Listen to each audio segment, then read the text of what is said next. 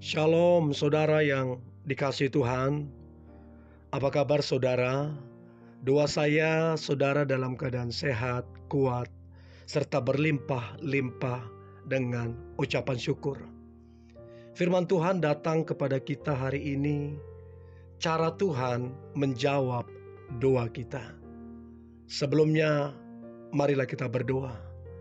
Tuhan Yesus yang baik, terima kasih buat anugerah-Mu, buat kasih setiamu yang tidak pernah habis-habisnya di dalam kehidupan kami. Kalau hari ini kami hendak mendengarkan firman-Mu, Tuhan urapilah kami, agar kami mengerti firman-Mu, terlebih kami menjadi pelaku firman-Mu. Kami sangat percaya kehidupan kami pasti diberkati, dipulihkan, mengalami terobosan, bahkan hidup kami menjadi berkat. Di dalam nama Tuhan Yesus kami dengarkan firman-Mu. Haleluya. Amin. Saudara, tahukah Anda bahwa doa adalah nafas hidup orang percaya? Orang percaya pasti doa itu menjadi makanan sehari-harinya, menjadi kesukaannya. Doa tidak bisa dipisahkan dalam kehidupan orang-orang Kristen yang sungguh-sungguh di dalam panggilan Tuhan. Doa itu seserius dan sepenting itu. Firman Tuhan berkata, sebaiknya kita terus mendoakan apa yang kita harapkan, inginkan. Filipi 4 ayat yang ke-6. Janganlah hendaknya kamu khawatir tentang apapun juga, tetapi nyatakanlah dalam segala hal keinginanmu kepada Allah dalam doa dan permohonan dengan ucapan syukur. Tuhan menginginkan supaya kita ini tekun berdoa, lalu kemudian meminta kepadanya. Jadi dua hal ini penting sekali. Tekun berdoa dan meminta kepadanya. Saudara, seringkali kita berkata, atau seringkali kita mendengar, aku sudah berdoa, kenapa belum dijawab doa saya?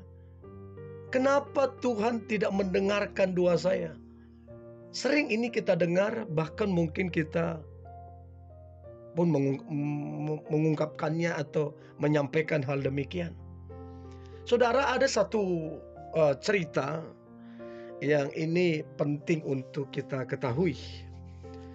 Suatu hari seorang pria yang tidak bisa berenang, dia mengalami kebanjiran. Pria ini adalah seorang yang percaya kepada Tuhan. Dia rajin berdoa, ya kehidupannya religius lah.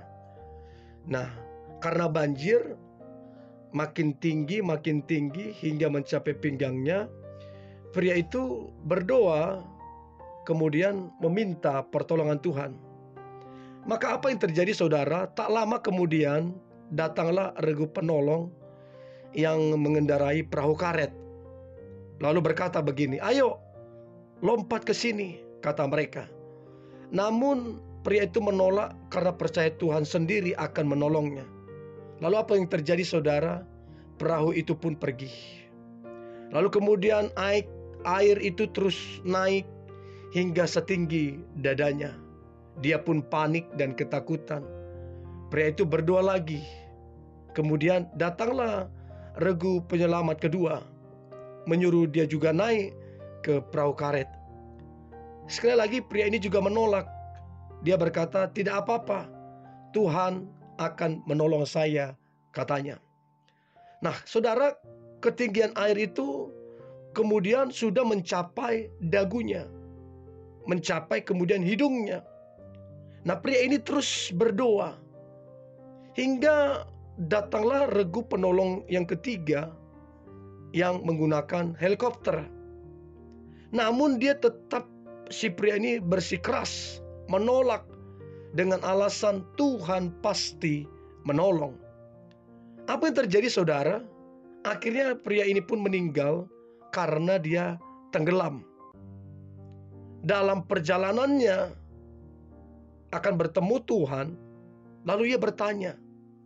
Setelah ketemu Tuhan dia bertanya, Tuhan, aku sudah berdoa supaya Engkau menyelamatkan aku. Mengapa tidak menolongku? Lalu Tuhan menjawab, aku sudah kirimkan 2 perahu karet dan 1 helikopter untukmu, tapi engkau menolak pertolonganku. Saudara, apa yang perlu kita pelajari di sini? Tuhan bisa menjawab doa kita dari berbagai cara. Nah, ada beberapa hal tentang cara Tuhan menjawab doa kita. Yang pertama saudara, ya bertekun dalam doa. Saya percaya sekali bahwa pria itu tidak hanya berdoa 3 kali saja waktu dia akan tenggelam, tetapi dalam sehari-harinya dia berdoa. Dia adalah orang yang suka berdoa. Saya juga yakin Tuhan mengirimkan bantuan karena melihat juga ketekunan dia dalam berdoa. Nah, pertanyaan saudara, masihkah kita berdoa hingga hari ini? Bahkan ketika doa kita tampaknya tidak didengar atau tidak dijawab Tuhan, apakah kita masih berdoa? Saudara, dengarkanlah baik ini. Dikatakan dalam Efesus 6 ayat 18, dikatakan begini, berdoalah setiap waktu di dalam roh, dan berjaga-jagalah di dalam doamu itu dengan permohonan yang tak putus-putusnya untuk segala orang kudus.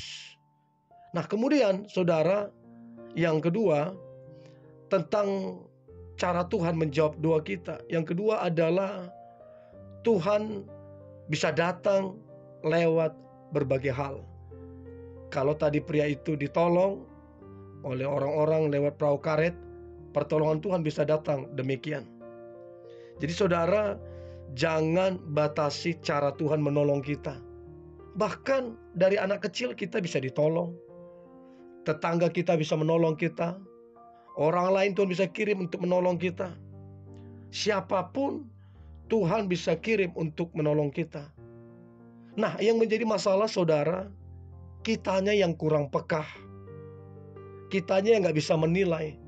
Sehingga kita seringkali menolak pertolongan Tuhan, menolak didikan Tuhan, sehingga kerohanian kita tidak bertumbuh, iman kita tidak bertumbuh. Nah, kemudian saudara, selanjutnya cara Tuhan menjawab doa kita. Ini yang perlu kita ketahui. Iman tanpa perbuatan pada hakikatnya adalah mati. Artinya perjuangkanlah saudara apa yang saudara doakan. Jangan cuma berdoa dan saudara tidak melakukan apa-apa.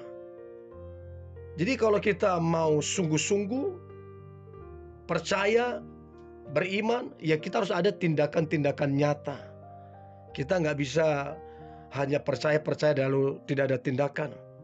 Nah, pertanyaan saya, Nuh membuat batrah karena air bah akan datang. Coba seandainya tidak ada batrah itu, maka orang akan mengalami banyak kematian, termasuk keluarga daripada Nuh sendiri. Kenapa keluarga Nuh diselamatkan? Karena Nuh dia mengupayakan. Jadi dia bukan sekedar berdoa, dia juga mengupayakan dengan membuat batra itu. Untuk itu saudara yang dikasihi Tuhan, janganlah jadi orang pasif. Berjuanglah sesuai dengan apa yang kita doakan. Dan lihatlah, tidak ada doa yang sia-sia. Mari kita berdoa. Tuhan Yesus yang baik, terima kasih buat hari ini.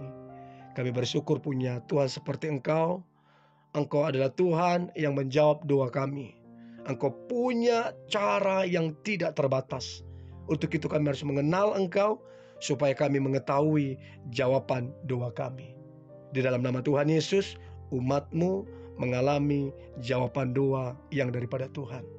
Di dalam nama Tuhan Yesus Kristus, kami berdoa dan mengucap syukur. Haleluya. Amin.